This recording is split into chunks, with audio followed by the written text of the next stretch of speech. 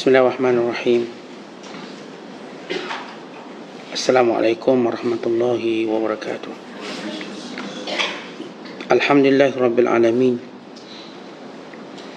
Wal aqibatu lil muttaqin wa la udwana illa 'alal zalimin. Asyhadu an la ilaha illallah wahdahu la syarikalah. Asyhadu anna Muhammadan abduhu wa rasuluh. Allahumma salli wa sallim wa barik ala sayyidina Muhammad wa ala alihi wa sahbihi ajma'in wa ba'du. Qala al-musannifu rahimahullahu ta'ala wa nafa'ana Allahu bihi wa bi'ulumihi fid darain amin. Telah berkata Imam al-Allamah Syekh Abdul Qadir Al-Jilani, semoga Allah Ta'ala merahmatinya dan kita mendapat manfaat serta barakah ilmunya di dunia dan di akhirat. Ada orang mengatakan si arif billah terus sibuk, tidak ada masa untuk memikirkan soal terima atau tolak, puji atau cela. Sebab jika nafsu itu lenyap, menetap di tempat perintah Allah Ta'ala, jika dunia pula lenyap, akan berganti di tempatnya akhirat. Jika akhiratnya lenyap dari tempatnya, akan bergantilah tempat itu pendekatan diri kepada Allah Ta'ala. Tuannya pun akan bermesra dengan pendekatannya itu dan berehat kepadanya. Solat itu akan mendekatkanmu setengah perjalananmu, dan puasa pula akan menyampaikanmu terus di pintu. Manakala sedekah akan memasukkanmu ke dalam rumah. Demikian kata setengah maha guru. Perbantukanlah dalam memotong jalan kepada Allah dengan bersabar dan bersolat. Dengar dan ikut, bukan ucap, alangkah susahnya perkara ini. Alangkah peliknya kalau tidak kerana hukum, nescaya cupak Nabi Yusuf AS sudah bercakap tentang rahsia-rahsia kamu dan amalan-amalan kamu. Akan tetapi hukum itu membuntut dari ilmu, memohon bantuan kepadanya agar tidak dinyatakan. Boleh juga seorang itu berzuhud dengan nikmat kerana sibuk memikirkan Tuhan pemberi nikmat itu. Lalu diputuskan nikmat itu kepadanya agar dia tidak sibuk pula mengingatkan nikmat itu.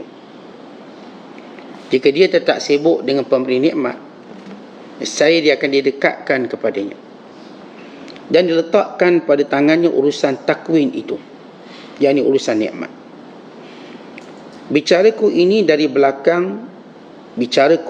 belakang kamu, sesudah aku tidak lagi melihat kamu. Sebab itu aku sudah melewati dunia kamu dan aku sudah melewati akhiratnya sekaligus. Aku telah lihat kamu dan aku dapati di tangan kamu tidak ada mudarat dan manfaat. Tidak ada yang hendak diberi dan tidak ada yang hendak ditahan. Hanya Allah sajalah yang boleh bertindak pada urusan kamu. Kamu tidak akan membuat mudarat melainkan sesudah Allah menginginkan mudarat itu. Lalu aku kembali kepada Allah.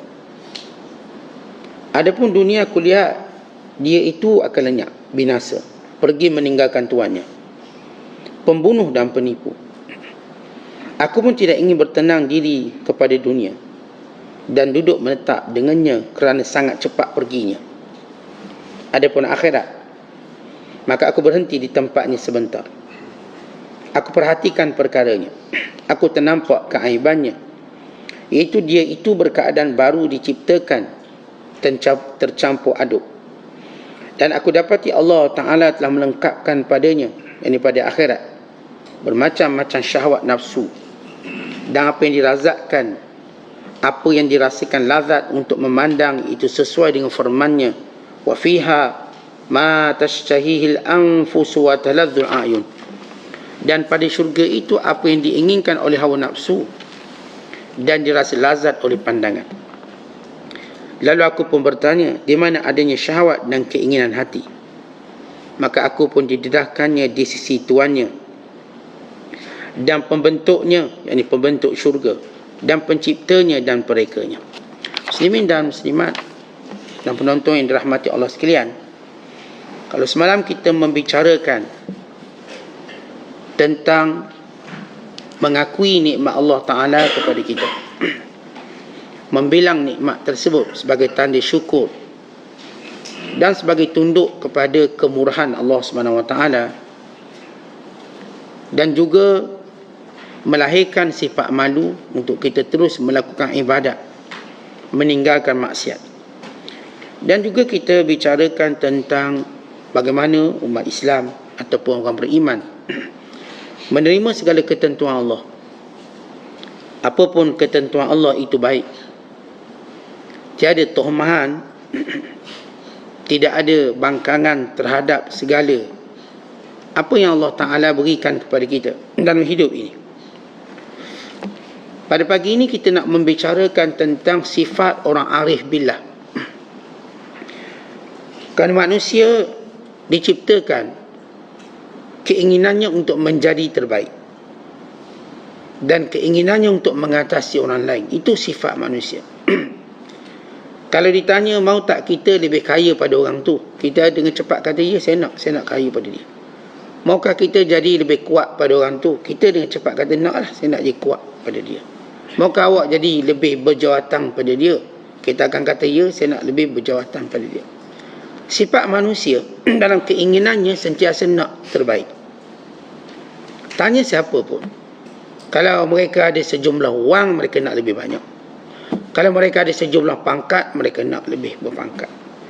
Kalau apa pun yang mereka ada pada nikmat yang menyenangkan, mereka nak tambah. Persoalan yang manusia tak tahu nikmatnya ialah dekat dengan Allah. Kalau mereka mengetahui setiap langkah kita mendekatkan diri kepada Allah, maka kita semakin gembira dan bahagia. Kita semakin kuat dan kita semakin mulia. Kerana itu bila Allah sebut dalam Al-Quran dan surah Al-Hujurat, inna akramakum indallahi atqakum, orang yang paling mulia di kalangan kamu yang paling bertakwa. Allah Ta'ala tak sebut yang paling kaya, Allah Ta'ala tak sebut yang paling sabar, Allah Ta'ala tak sebut yang paling alim, Allah Ta'ala tak sebut yang paling baik nasab keturunan, Allah Ta'ala tak sebut yang paling kuat belajar. Semua benda-benda lain tak ada, melainkan Allah sebut taqwa. Ketika ulama membicarakan satu persoalan, apakah orang kaya yang bersyukur itu lebih baik daripada orang miskin yang bersabar?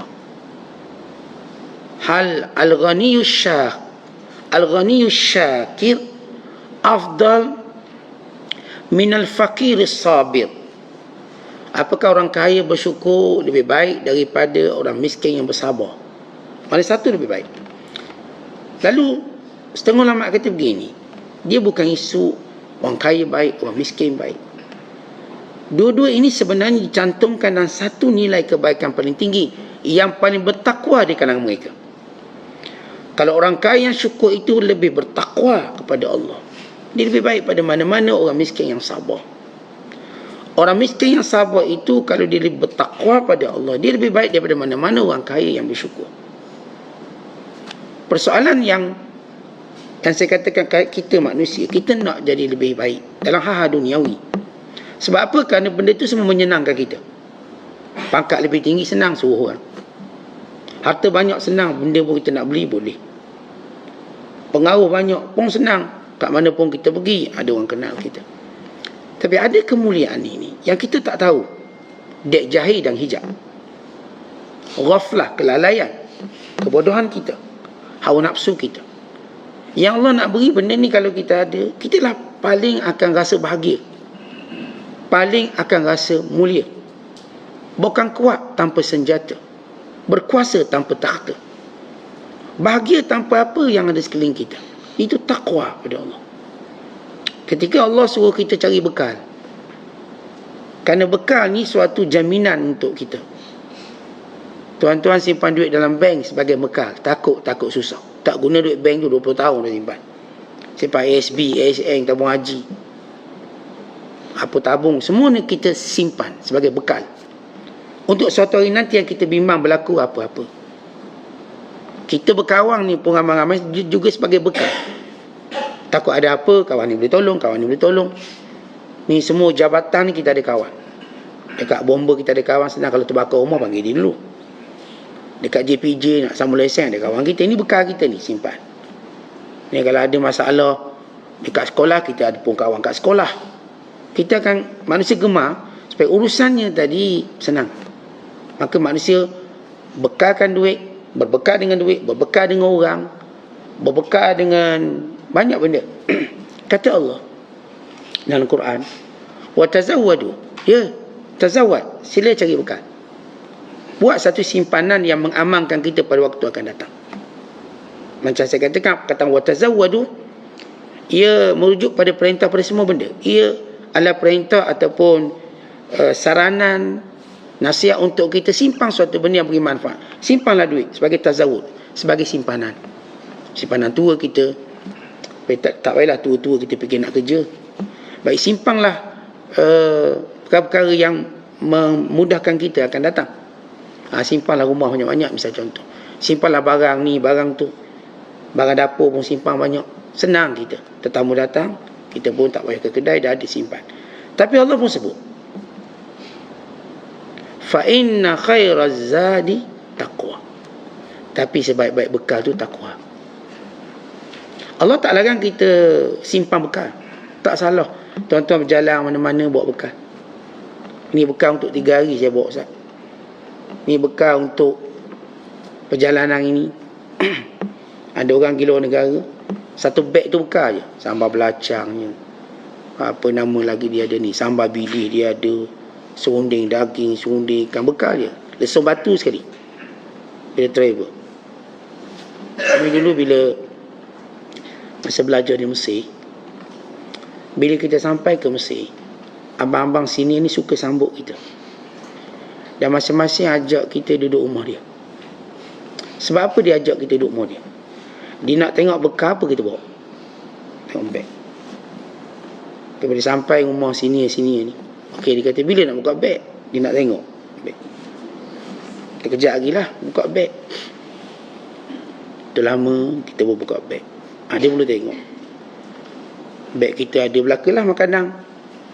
Dia pun seronok. Dia boleh tumpah makan sekali, dia boleh lepaskan rindu dia sekali.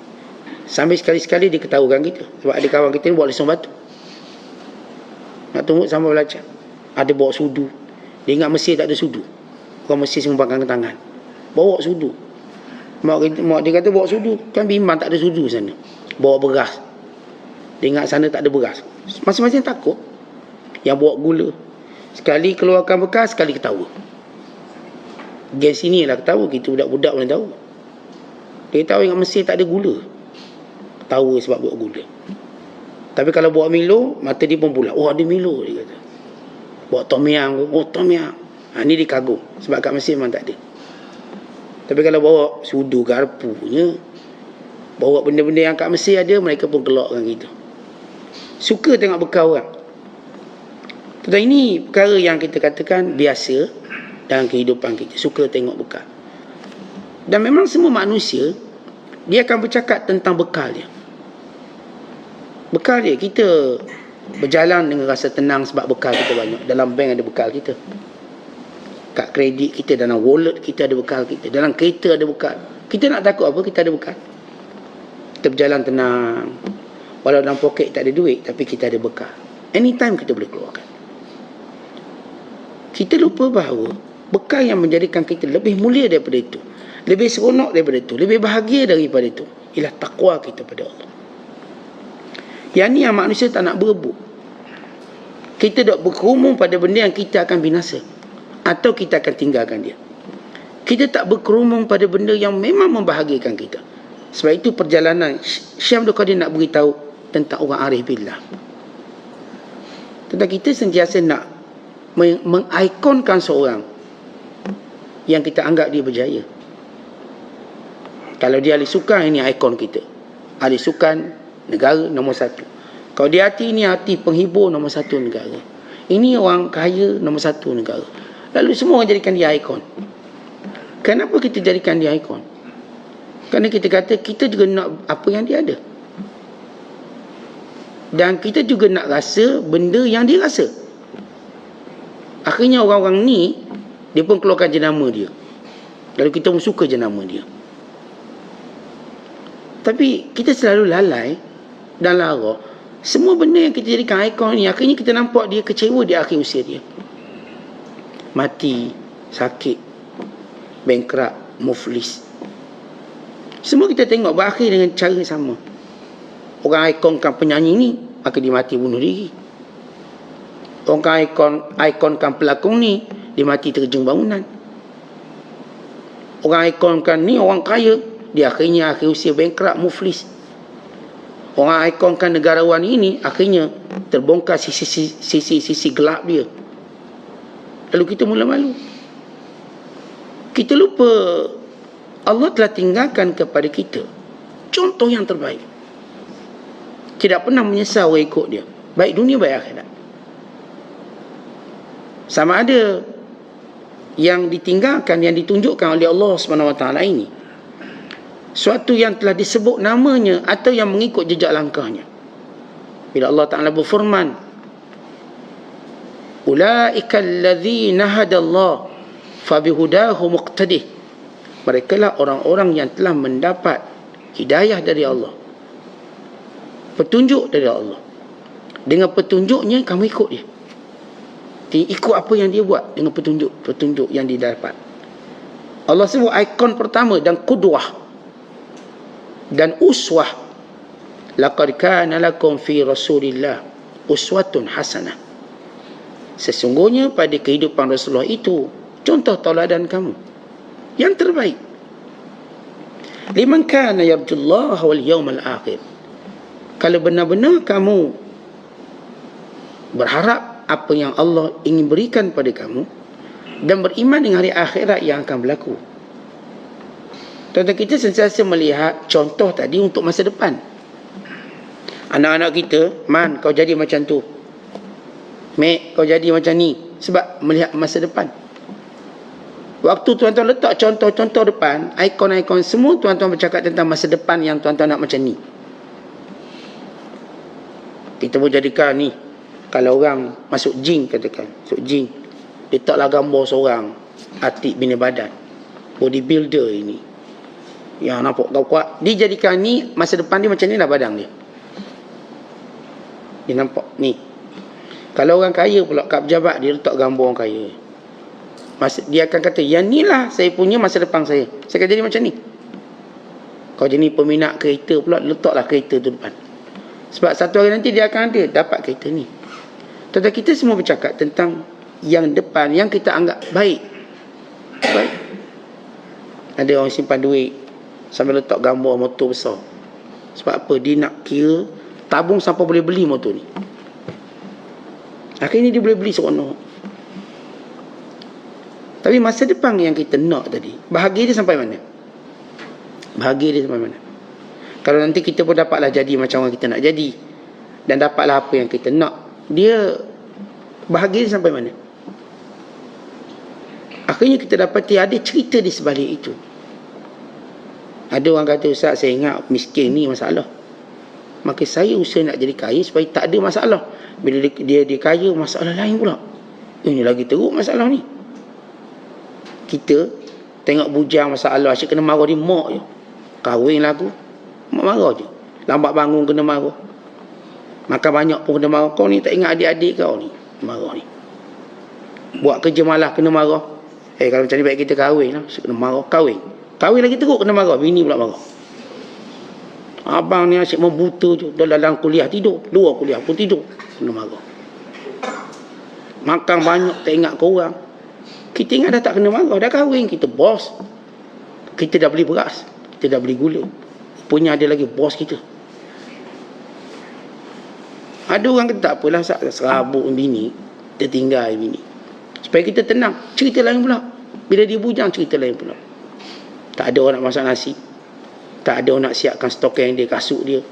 Tak bergosok baju dia, rambut pun tak bersikat. Dah macam orang gila pula dia. Dah masalah lain pula. Akhir keluar daripada rumah tangga, masuk hospital bahagia pula. Buat gila. Jadi kita nak cerita tentang masalah, kita sebenarnya tak boleh lari masalah sebab kita tak pergi pada penyelesaian dia betul.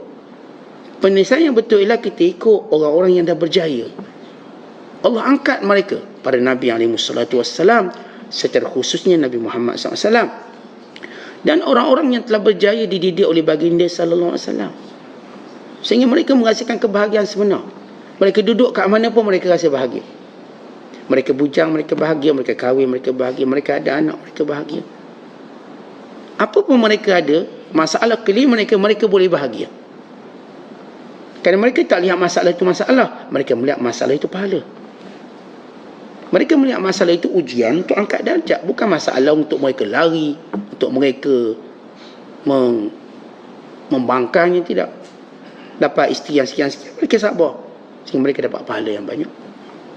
Mereka dapat anak sekian-sekian, mereka sabar. Sehingga mereka mendapat pahala yang banyak. Mereka diuji dengan perkara tu, perkara ni mereka reda. Kerana mereka tahu itu lebih baik. Mereka tak pernah lari daripada masalah. Mereka duduk dan melihat masalah tadi. Dengan pergantungannya pada Allah. Dengan tawakalnya. Lalu mereka mampu kuat membelah lautan kehidupan sehingga sampai ke destinasi. Mereka tahu memang laut ini punya ombak, punya badai. Mereka tahu laut ini punya gelombangnya, punya kegelapannya. Mereka tahu di laut ini ada mabuknya. Mereka semua tahu. Tapi mereka tak peduli benda itu kerana mereka melihat destinasi yang indah. Mereka pergi, mereka bergerak. Sekalipun kapal itu karam, tak pernah azam mereka karam. Azam mereka tetap ke destinasi itu. Ini orang beriman. Orang yang hebat. Maka sebab itu saya katakan bila kita nak mulakan pada surah Syekh Abdul Qadir, kita nak jadi orang ni. Sebab memang kita manusia, kalau ada orang kata Ustaz, naklah jadi orang yang baik-baik, saya orang biasa-biasa. Tak, awak telah menyalahi fitrah awak sendiri. Sebab semua manusia dia nak jadi hebat. Hebat dia sebab apa? Dia nak sesuatu yang akan menjadikan dia bahagia. Baik, kita tengok apa yang sebenarnya menjadikan kita benar-benar bahagia. Daripada kita fikir harta bahagia, pangkat bahagia, tak. Bukan yang itu. Saya kata semua orang dah nak benda tu, dia dapat di cerita lain pula. Tanya mereka. Bukan seorang. Semua benda yang sama. Yang belum jadi Perdana Menteri, seronoknya jadi Perdana Menteri. Lepas jadi Menteri, tanya mereka. Apa masalah? Oh, pecah kepala. Tekan mereka. Sebagian mereka letak jawatan. Baru 45 hari jadi Perdana Menteri, letak jawatan. Tengok Perdana Menteri kat Britain. Tak tahan, letak jawatan. Ni yang baru ni letak jawatan juga ni. Kalau Perdana Menteri ni. Oh, tekanan. Setiap keadaan ada tekanan dia. Kita yang tak berbijak ni ingat semua benda tu macam hebat. Tak, semua benda ada fitnah dia. Lagi besar benda yang kita tengok, lagi besar fitnah dia. Yang perlu dihadapi dengan iman, dengan taqwa. Supaya kita tahu apa yang lebih bernilai. Baik, kita lihat apa kata Syekh Abdul Qadir. Ada orang mengatakan, maksud ada orang mengatakan, ulama mengatakan, si arif billah yang sebenar. Tuan-tuan nak jadi orang paling mulia atas dunia, jadilah orang arif. Apa maksud arif? Yang tahu. Kalau kita kalau berjalan satu tempat dan kadang kita tahu, perjalanan licin. Tuan-tuan pergi Kuala Lumpur dan kadang tuan-tuan tahu. Senang tak pergi Kuala Lumpur? Senang. Cilok sana, cilok sini sampai. Tapi kalau tak tahu, walaupun pakai Waze sekalipun, dia macam pening. Mana ni? Perjalanan serba tanya, penuh persoalan, kita tak akan rasa tenang. Kita kalau pergi satu tempat kita tahu, arif, senang. Tuan-tuan dah biasa pergi ke Timur Tengah. Orang biasa pergi umrah ni, dia tenang, dia dah tahu nak pergi mana. Nak ambil kereta mana, nak sampai mana, nak check in macam mana tahu. Dia nak ke Masjid Haram macam mana, semua dia tahu. Dia okey. Tenang, muka dia tak ada tekanan. Berjalan atas dunia ni kalau kita tahu, kita tenang. Sebab tu dimulakan al-arif billah. Dia tahu bahawa dia akan terus sibuk. Sibuk apa? Sibuk melakukan ketaatan. Sampai dia tak pernah fikir apakah amalan ni Tuhan terima atau Tuhan tak terima. Yang dia tahu dia mesti buat. Dia terus buat. Sampailah kepada nafas terakhir dia. Dia tak boleh percaya, oh ni Tuhan dah terima banyak, yang ni tak terima. Tak, dia kira buat. Dan dia juga tidak mengambil kira orang puji ke orang cela. Oh barak dia, alim dah. Saya tak pernah tengok pujian. Ataupun orang cela tu, alim kucing tu, itu sekian-sekian, itu menunjuk. Dia pun tak peduli. Baik pujian orang tak dijemputnya, baik kejian orang tak dipandangnya. Ini orang arif billah. Sebab apa orang ni jadi macam ni? Bila nafsunya lenyap. Apa maksud nafsu lenyap? Tetapi bila keinginannya pada dunia, bila keinginannya pada pujian tak ada, maka dia tahu sibuknya untuk apa. Dia tetap pada perintah Allah, menetap pada perintah Allah. Dan bila sudah dia menetap pada perintah Allah, maka dia mula melihat dunia ni tak ada apa-apa. Maka dunia akan berganti dengan akhirat. Bila dia beribadat, dia melihat akhirat. Dia bukan melihat dunia. Tetapi hari ini kalau kita buat sesuatu, kita melihat dunia. Dilarang apa saya dapat, penghargaan apa saya dapat, pingat apa saya dapat, pujian apa saya dapat. Kerana kita melihat dunia. Lalu kita penat kerana melihat dunia. Tapi bila benar kita sibukkan diri beribadat pada Allah, Allah akan hilangkan kepenatan dunia untuk kita melihat akhirat. Hilang kepenatan dunia, tak apalah. Orang suka ke tak suka, saya okey. Orang nak cakap apa, saya okey. Saya menetap pada perintah Allah. Cakapan saya perintah Allah, perbuatan saya perintah Allah. Maka orang nak kata apa, ia tidak menjejaskan langkah saya. Masa tu dunia depan kita ni ruyuk, tak nampak. Masuk katanya, makna katanya, orang kata apa, orang cakap apa, kita okey, kita tak ada masalah. Sehingga Allah letakkan tempat kita di akhirat. Tapi kalau kita makin dekat dengan Allah, makin kuat ibadat, akhirat pun tak nampak juga. Kenapa? Nampak Allah. Kita nampak Allah, tidak lagi akhirat. Ketika mana orang lain bicarakan tentang pahala syurga, kita bicarakan tentang rindu bertemu Allah. Tentang kita, kalau pergi rumah ni ada seorang pemurah atau raja lah, dia panggil kita kat istana. Mula-mula kita duk bayang apa pandangan orang pada saya. Orang ni dipanggil ke istana. Kita mungkin cerita korang, saya minggu depan ke istana, dapat jemputan. Orang pun puji lah. Lepas tu bila kita ke istana, yang kita fikir masa tu ialah kemewahan istana. Apa benda mewah istana? Mesti bukan macam rumah kita. Paku dia pun mungkin dari emas. Mungkin dia punya mozaik dia, marmar dia mungkin tak sama macam rumah kita. Mesti lawa. Poshing dia mesti lain. Tak macam kursi kita, letak sakit punggung. Kursi dia mungkin bila letak bagaikan, kita kata macam, rasa macam pelampung mungkin. Hanyut kita letak. Lepas tu kita tahu istana tu dia nak beri hidangan, ada makanan pula. Kita dah bayang keindahan istana. Lepas tu kita duk fikir makan, mesti makanan istana lain. Kalau karipat dia lain, mesti karipat istana lain. Kalau masuk ada karipat, tapi kita tak akan kata karipat tu macam tepi rumah aku ke. Tak mungkin. Ia karipat istana. Lepas tu ada lepat. Lepat pun lepat istana. Ada air kosong. Mesti air kosong dia air kosong istana. Bukan macam air kosong pula. Bukan jenis air SAJ ni. Lain ni. Kita boleh sebut je istana, kita tak akan kata apa yang dalam tu sama dengan kita. Tak mungkin. Itu pandangan kita. Itu yang kita fikir. Kita akan rasa makanan mesti hebat-hebat ni. Air istana, makanan istana. Pinggang dia, pinggang. Tak macam pinggang kita lah ada peta. Lama pinggang kita ni, siap ada peta. Pinggang istana, mesti hebat. Tukang masak istana, mesti lazat. Tuan-tuan duk bayang macam-macam. Kita pun duduk dan kita pun makan. Satu benda yang kita pasti nak tengok. Siapa? Raja tu sini. Raja. Ketika raja tu keluar, apakah kita akan rasa seronok makanan tu? Tak. Raja tu. Bila duduk sebelah kita tak makan pun tak apa. Sebab saya akan cerita tentang saya bercakap dengan raja, bukan saya makan makanan istana. Sebab itu lebih hebat. Itu lebih hebat. Kalau saya cerita ke orang, yang paling saya banggakan nanti, kalau saya cerita, saya kata macam mana raja tu lepak ke saya, sembang ke saya. Maka saya dah macam tak seronok dengan makanan ni kerana hebat raja ni.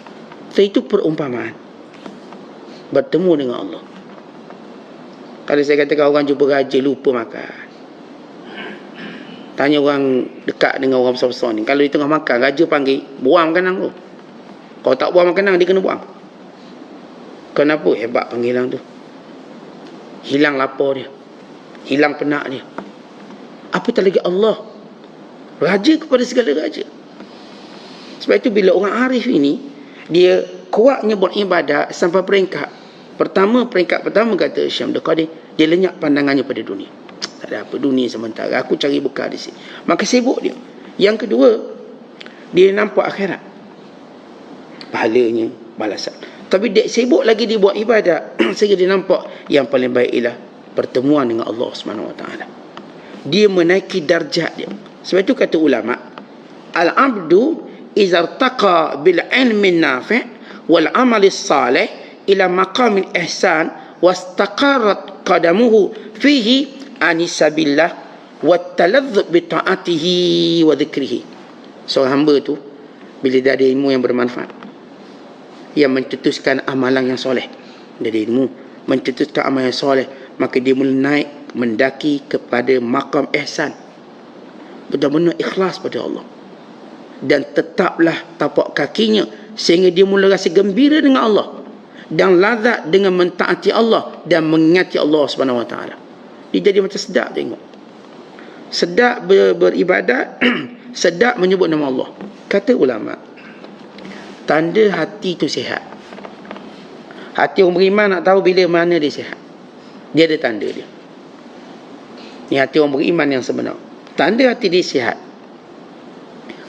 pertama, alla yaftura an dzikri rabbih. Dia tidak pernah merasa penat untuk ingat Allah. Tak pernah rasa penat. Dia tak rasa penat sembahyang, puasa, mengaji. Tak penat. Itu tanda hati dia sihat. Kalau kita pun tengok ni, kita dalam pendakian kita dekat dengan Allah, kita pernah penat tak buat baik? Rasa penat, hati kita masih sakit. Dia kalau orang biasa jogging, tuan-tuan, satu orang dah penat, itu memang tak biasa jogging lah tu. Dia orang dah biasa jogging, dia tak rasa penat, dia rasa seronok. Dia tak hari duduk berlari, orang ni tak penat ke? Kita nampak peluhnya, tapi dia kata tak, saya enjoy. Saya kalau tak jogging rasa sakit, saya kena jogging. Kita ni kalau jogging sakit, sakit lutut, tapak kaki habis sakit. Kita lah. Dia ni kalau tak jogging sakit. Tu pagi-pagi jogging. Kita macam penat jogging. Kita pun nampak peluh dia. Kita pun nampak macam-macam benda penat. Kira mana ada orang jogging boleh makan nasi lemak? Tengah-tengah jogging makan nasi lemak tak ada. Dia seronok dengan jogging dia 2 jam. Jadi orang yang tanda hati dia sihat, dia tak penat buat ibadat. Jadi kita pun tengok indikator pertama. Saya buat ibadat penat tak? Ngaji penat tak? Penat. Hati sakit tu. Hati awak sakit. Hati saya sakit. Kalau zikir pun penat. Masa nak habis 33 tu sah, akhir tinggal 3 je. Subhanallah, macam penat. Nak berzikir tadi, hati awak sakit. Nak baca Quran semuka pun tak boleh, penat, hati sakit. Yang kedua, wala yas'am min khidmati, dan dia tak jemu. Dia tak jemu dalam mentaati Allah. Jemu tak jemu. Kalau macam kita lah, jemu tak makan nasi, tak jemu.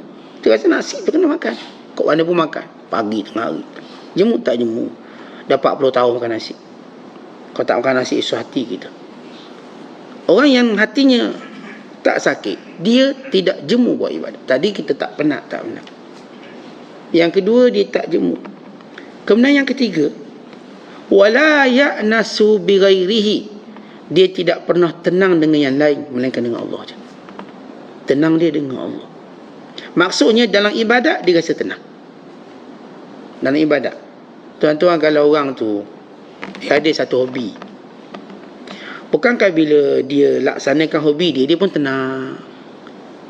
Hobi dia main wow, main layang-layang. Start main wow, naik je, dia pun tunggu wow tu naik.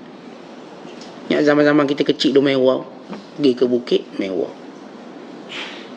Buat wow tu biar bunyi sikit. Bila kita naikkan wow, naik sampai dia naik, dia duduk atas sekali, kita pun duduk bawah, tunggu je tu. Macam orang mengair tunggu ikan. Tapi orang mengair tunggu ikan tu macam cerdik juga, dia tunggu ikan. Kita tunggu dia naik atas. Agak petang sikit, okey, turunkan wow, tarik balik. Just naikkan dia, jangan tunggu. Waktu melayang atas, ada bunyi-bunyi sikit. Dia pun tunggu. Tengok dah setengah jam ni, okey turun bawah. Esok pula datang. Naik, tunggu. Ada yang sampai berjam-jam wow tau. Dia pergi tengok je wow dia tu. Kenapa dia minat? Dia seronok. Tengok orang tengok bola. Tengok je bola tu 2 jam tengok. Sebab apa? Dia tenang. Jangan ada yang kacau dia. Kalau kacau dia marah.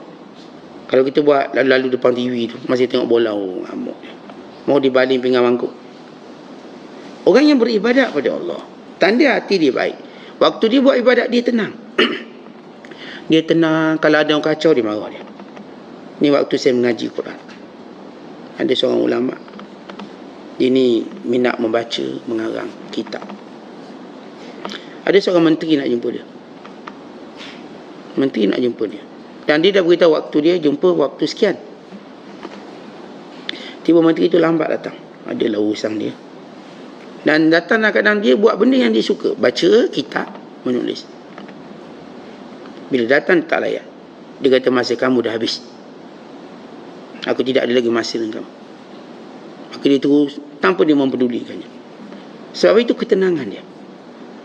Sebab itu bila tanda hati orang tu sihat, bila kita buat ibadat, kita tak suka lagi diganggu. Saya nak buat ibadat, jangan ganggu saya. Itu kita bila ibadat, telefon tutup. Kita tak nak diganggu. Ni kalau buat ibadat, telefon bawa. Lepas tu bunyi, kita pun jadi sibuk pada telefon. Mana kita hati sakit. Kita tak buat benda tu dengan suka. Sebab ada benda lain kita suka. Dan bila kita buat benda akhirat, kita suka. Kita tak nak orang kacau kita waktu ni. Saya tak nak.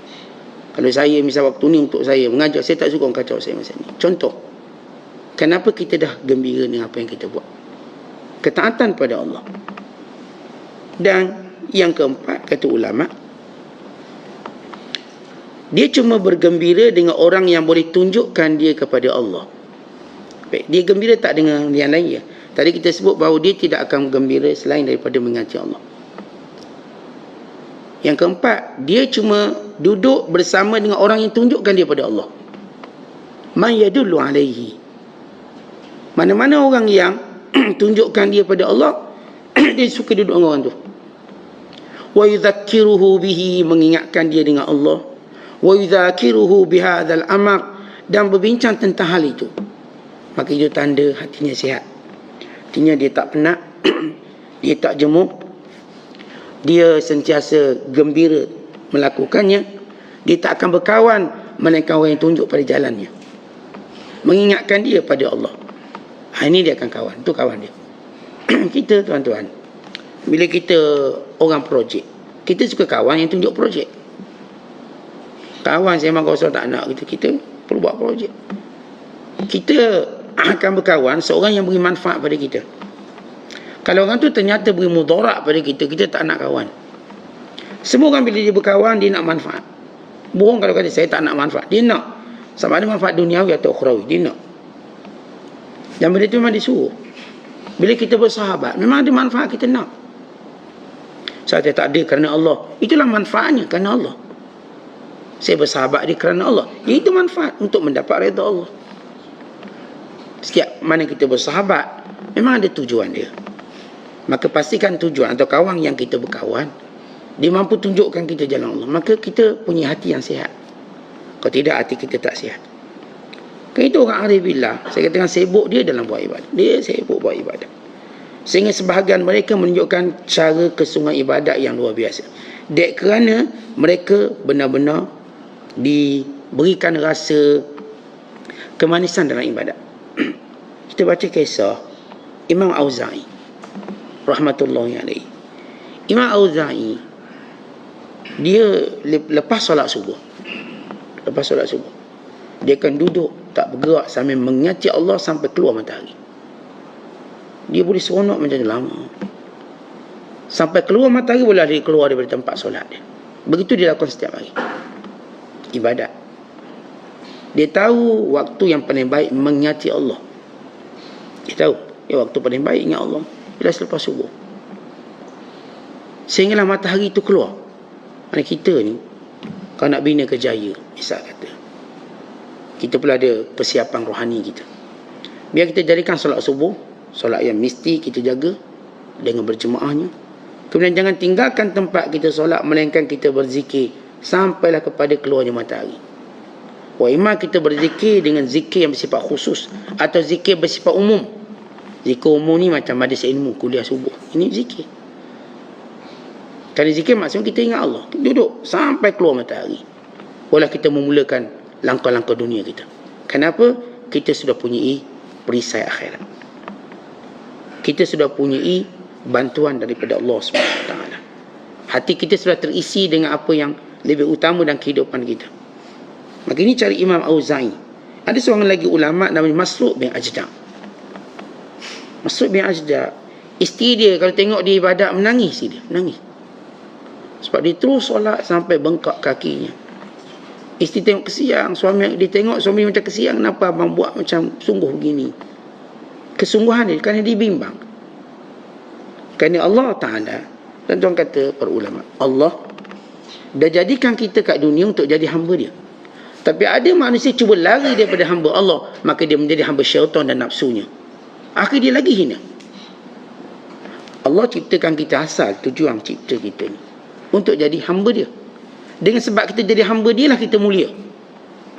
Tapi ada orang tak nak, saya tak nak jadi hamba Allah, saya tak nak ikut perintah Allah. Dia lupa bila dia tidak mau menjadi hamba Allah, dia telah memilih menjadi hamba-hamba yang lebih hina.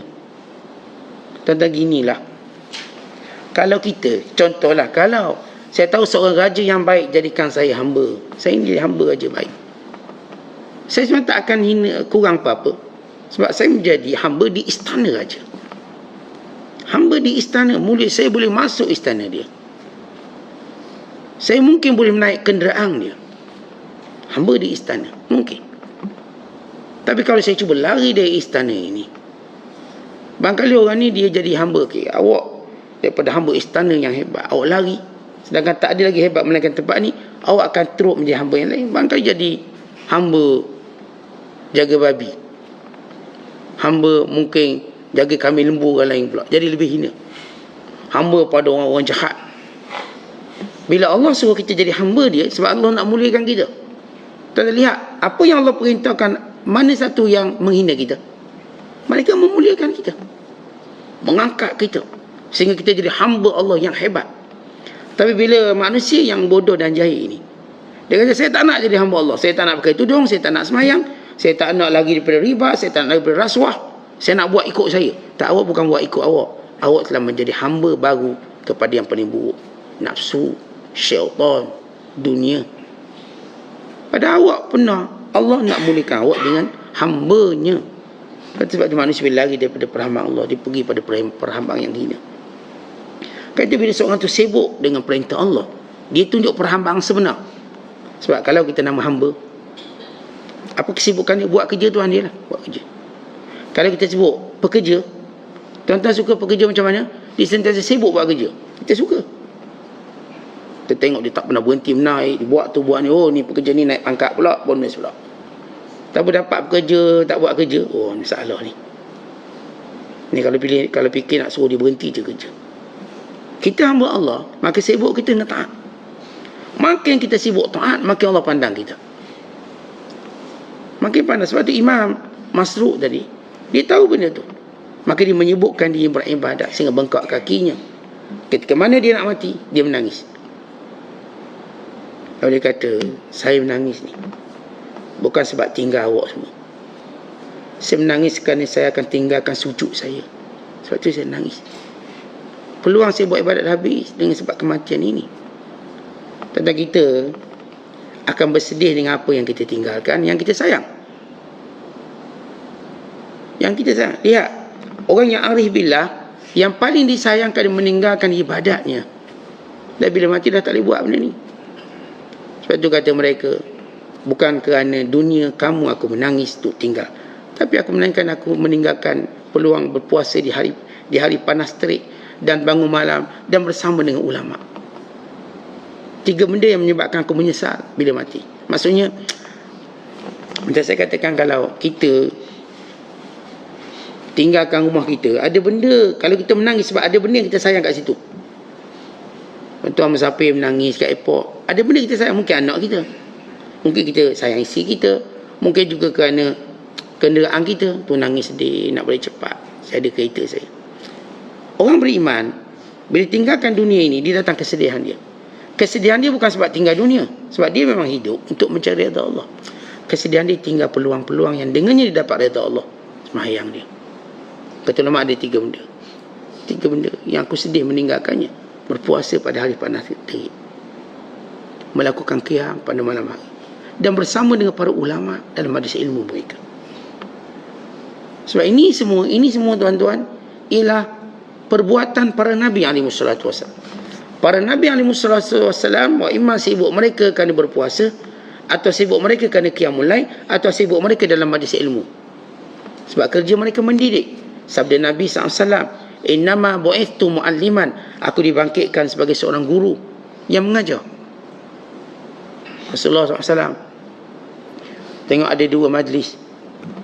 Satu majlis zikir, satu majlis dan diskusi ilmu. So tengok sahabat cenderung duduk berzikir ramai-ramai. Ada pula sedang berdiskusi ilmu dalam masjid Nabi. Lalu kata Rasul, kullun ala khair, dua dia baik, tetapi aku dibangkitkan sebagai guru. Maka Rasulullah pergi tempat ilmu. Kenapa? Kerana kelebihan dia. Tapi ya zikir ni baik, bukan tak baik-baik, bagus. Tapi kelebihan keutamaan di sini. Sebab itu aku duduk dengan mereka sebagai kemuliaan ilmu. Sebab itu kita lihat orang-orang yang beriman, kesibukannya ialah untuk beribadat pada Allah, dan yang menjadi kesedihannya kerana tinggalkan peluang ibadat tadi. Kita bukan sedih sebab tinggalkan anak bini, sebab kita tahu anak bini kita akan menyusul nanti. Kita bukan menangis kerana tinggalkan dunia. Kita tahu Allah ganti lebih baik pada dunia yang kita ada. Tapi peluang-peluang ibadat yang mengangkat darjat kita akhirat kelak. Yang peluang-peluang ibadat yang menjadikan kita dekat dengan Allah, yang menjadikan kita mendapat kasih sayang Allah, rahmat Allah, yang menjadikan kita mendapat kemuliaan di sisi Allah. Peluang tu dah habis. Sebab itu ahli kubur, kalau mereka boleh bangkit bangun semula untuk melaksanakan 2 rakaat sahaja, nescaya mereka sanggup bayar dengan harga apa pun, walaupun seisi dunia. Sebab itu bila Nabi sebut satu hadis, raka'atul fajri khairun minad dunya wa ma fiha, 2 rakaat qabliyah subuh lebih baik daripada dunia dan isinya. Kenapa Rasulullah sebut macam tu? Lebih baik kerana pada waktu manusia tak boleh buat benda tu. Kalaulah mereka boleh buat, dia tahu kelebihan keutamaan, mereka sanggup beri gada dunia, bayar dengan sekali dunia mereka ada untuk buat solat 2 rakaat ni je. 2 ni je. No. Sanggup. Ya, kan nilainya baru nampak. Sebab tu ahli kubur ni, kita bila masuk kubur, kalau kita boleh bangkit balik untuk solat 2 rakaat, nescaya kita akan melakukannya.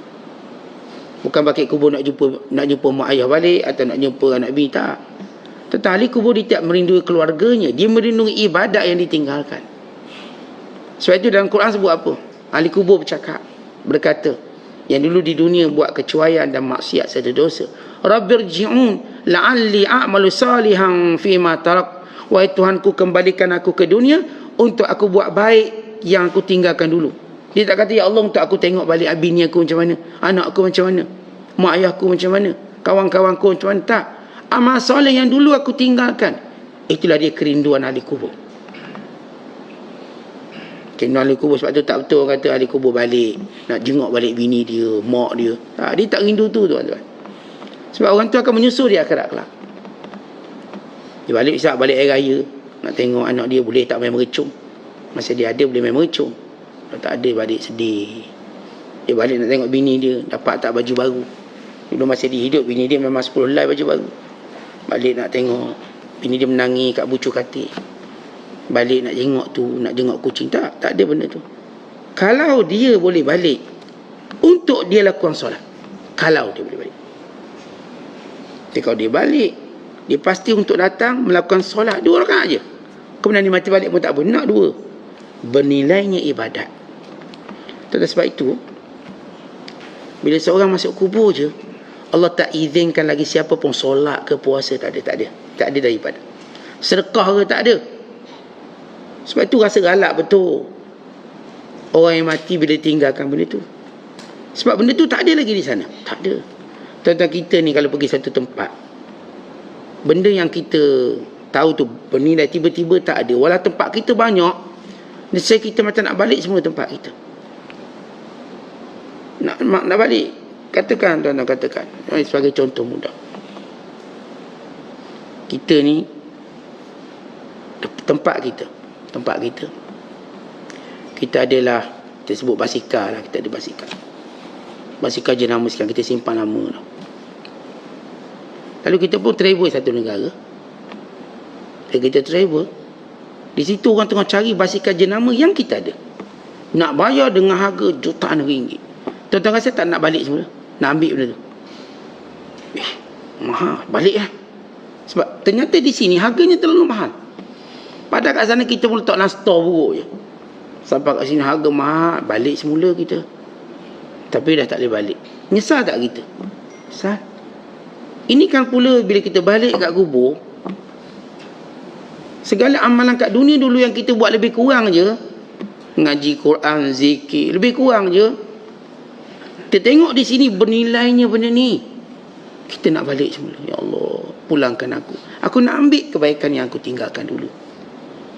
Sebab itu menyesal kita tinggalkan rokok, tinggalkan sujud, tinggalkan Quran, tinggalkan sekian-sekian. Maka beruntunglah orang yang atas dunia ni, tuan-tuan, sibuk dia buat baik.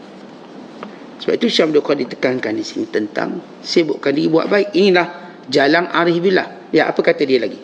Solat itu mendekatkanmu setengah perjalanan. Kita berjalan nak tuju Allah ni.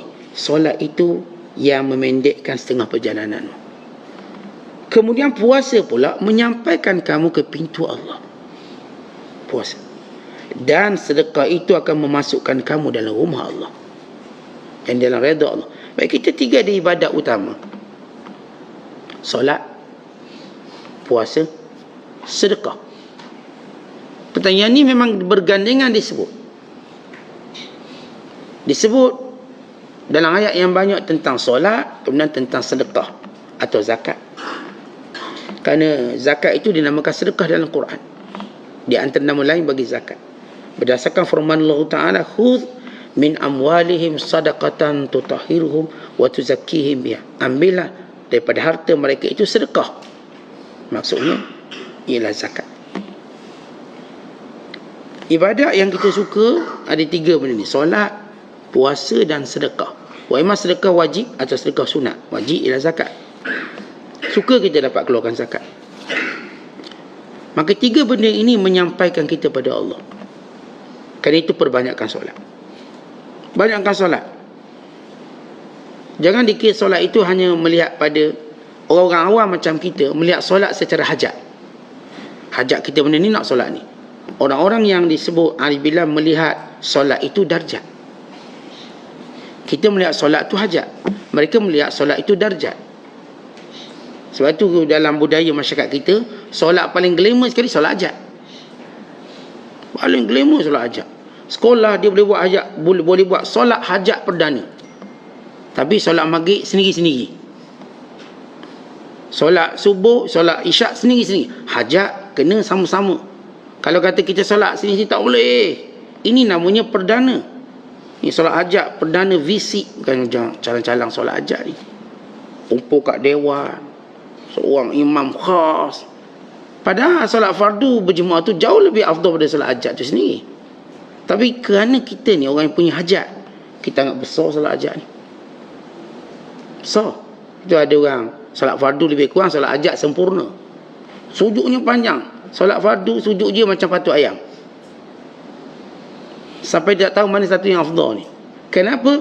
Kerana ramai manusia melihat solat itu cuma pada hajat, keperluan, bukan pada darjat. Orang yang arif billah dia melihat solat itu darjat. Setiap kali solat dia mendaki darjat di sisi Allah, sehingga dia dekat dengan Allah.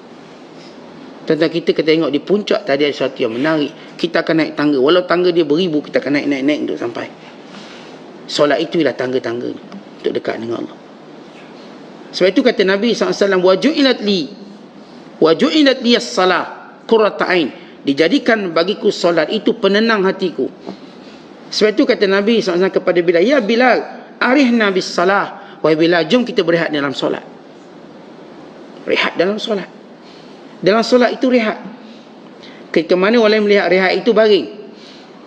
Para Nabi melihat rehat itu dalam solat. Tenang, rehat.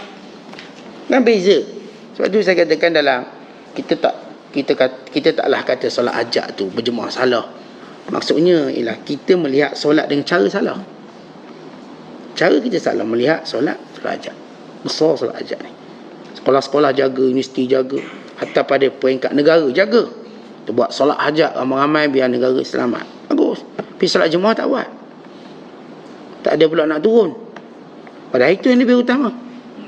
Tak, kita melihat solat hajat besar. Dia petuk-tuk guru kita, Ustaz, tolong solat hajat. Besar solat hajat. Ya memang antara tujuan solat hajat itu untuk hajat. Kita tak nafikan.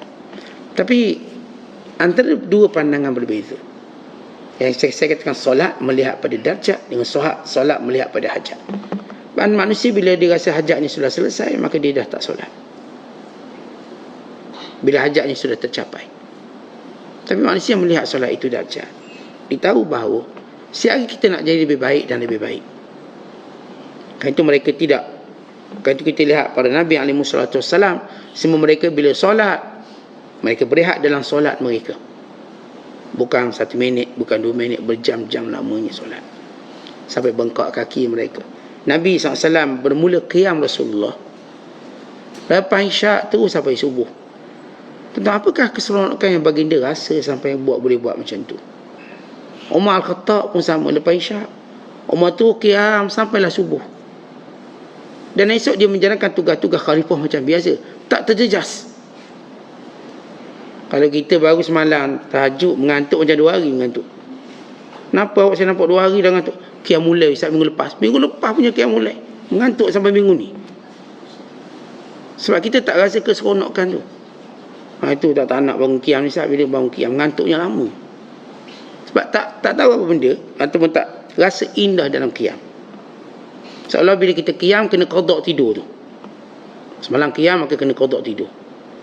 Dia punya qada dia bukan qada biasa. Kurang tidur cuma 2 jam. Biasa tidur bangun pukul 6. Dia bangun pukul 4 pagi. Awal 2 jam je. Dia qada 8 jam. Qada siang hari tidur. Kerana kita tak menikmati solat itu sendiri. Kita tidak menikmati. Kita tak rasa solat itu sendiri adalah rehat kita. Seolah kita perlu masa lain pula untuk rehat dari solat. Ini yang dilakukan oleh Nabi SAW. Kemudian kata Syekh Abdul Qadir lepas menyebut tentang 3 ibadat asasi. Jaga ni ibadat asasi ni. Jaga solat betul-betul. Jaga puasa kita. Dan jaga sedekah kita. Semua ini penyampai kita pada Allah SWT. Mendekatkan perjalanan, menghampirkan kita dan memasukkan kita pada sisi Allah SWT. Kata Syekh, dengar dan ikut. Apa yang aku cakap, kamu dengar, ikut. Jangan beri alasan susah lah. Habis.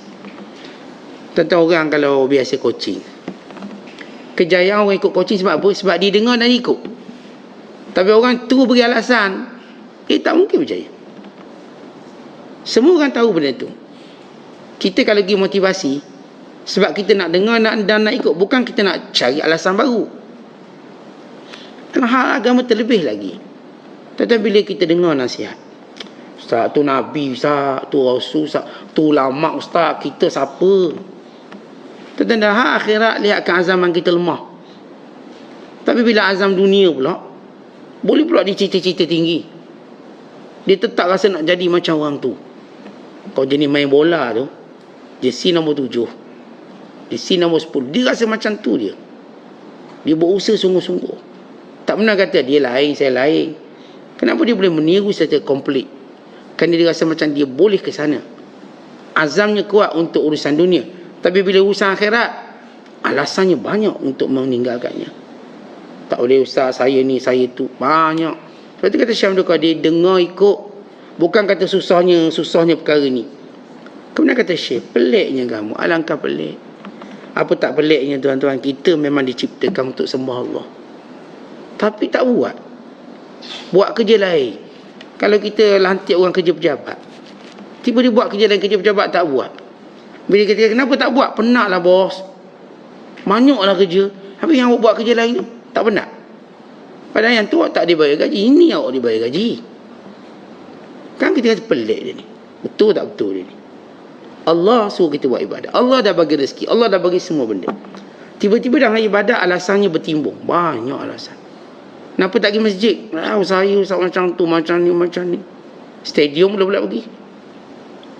Stadium 2 jam beratur je. Duduk tu, bukan ada aircon. Tak ada aircon. Kencing pun kena tahan sampai bengkak. Tahan. Sebab apa? Tanda sikit. Dalam masjid ada aircon. Boleh buatkan gebor lagi masjid sejuk. Pandah banyak. Lepas tu ada makan pula. Payah. Kenapa? Kena nafsu. Alasan. Sebab tu saya kata, kita selalu sebut, tuan-tuan, musuh utama kita ialah diri kita sendiri. A'dal a'da an-nafsu fi jambik. Sebesar-besar musuh kita ialah diri kita sendiri. Siapa diri kita? Alasan. Nama diri tu, nama benda tu, alasan. Siapa yang berusaha untuk mengalahkan alasannya, maka Allah bantu dia. Siapa yang membiarkan alasannya, maka Allah biarkan dia hanyut. Tentang kita kalau ada je alasan, berjihadlah untuk lawan alasan tu. Jihad. Saya ni sibuk, tak boleh, awak kena jihad. Saya ni macam tak berapa sihat ni, awak kena jihad. Sebab ini penting. Inilah bekalan awak akhirat kelak. Bekalan kita. Penat macam mana demam berplaster pun, kalau kita ini bekal perjalanan kita, kita tak akan ambil mudah. Maka ingat, sebesar-besar musuh kita diri kita sendiri. Siapa diri kita itu? Alasan kita. Kerana itu kata Syekh, jangan sebut susah benda ni, peliklah kamu ni. Kalau tidak kan hukum, nescaya cupak Nabi Yusuf AS bercakap tentang rahsia kamu dan amalan kamu. Akan tetapi hukum itu membuntuk dari ilmu, memohon bantuan kepadanya agar tidak dinyatakan.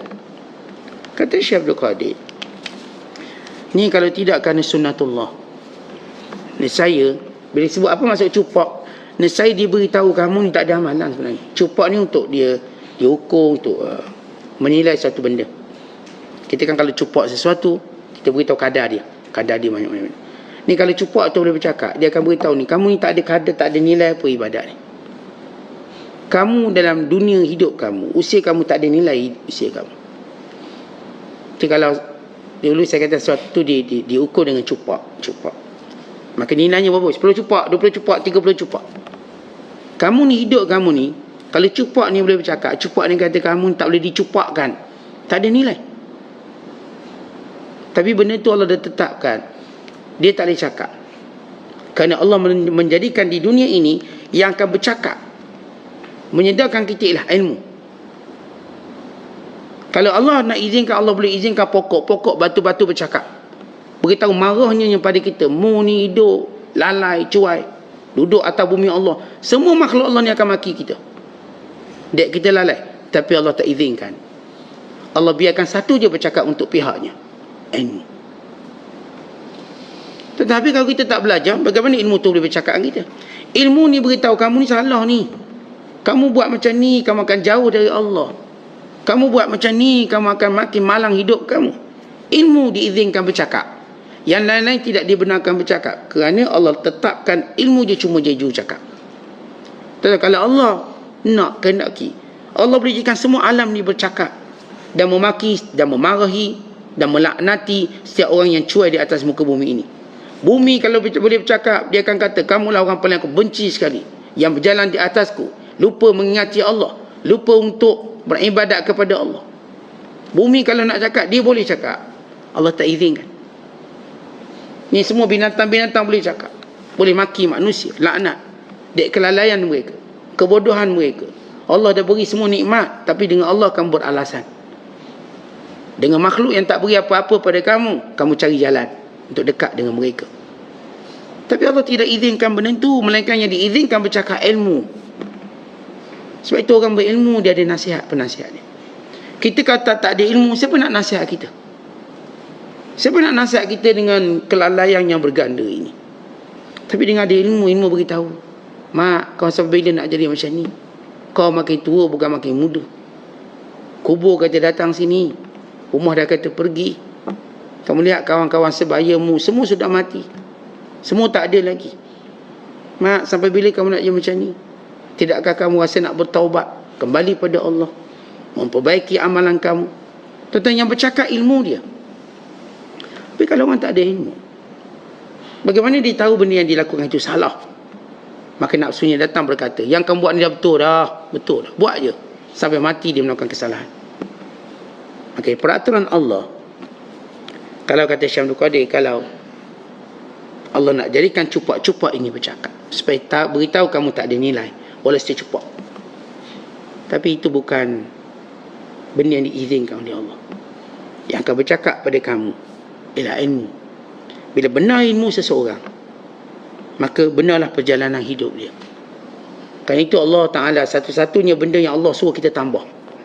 Jangan pernah rasa dah cukup. Tambah terus. Wa qur rabbi zidni ilma. Katakanlah wahai Muhammad, wahai Tuhanku, tambahlah ilmuku. Tentang yang lain, kita boleh tambah atau tak tambah. Makan nasi, tambah. Tak rasa nak tambah lagi. Tak apa. Tak tercela pun.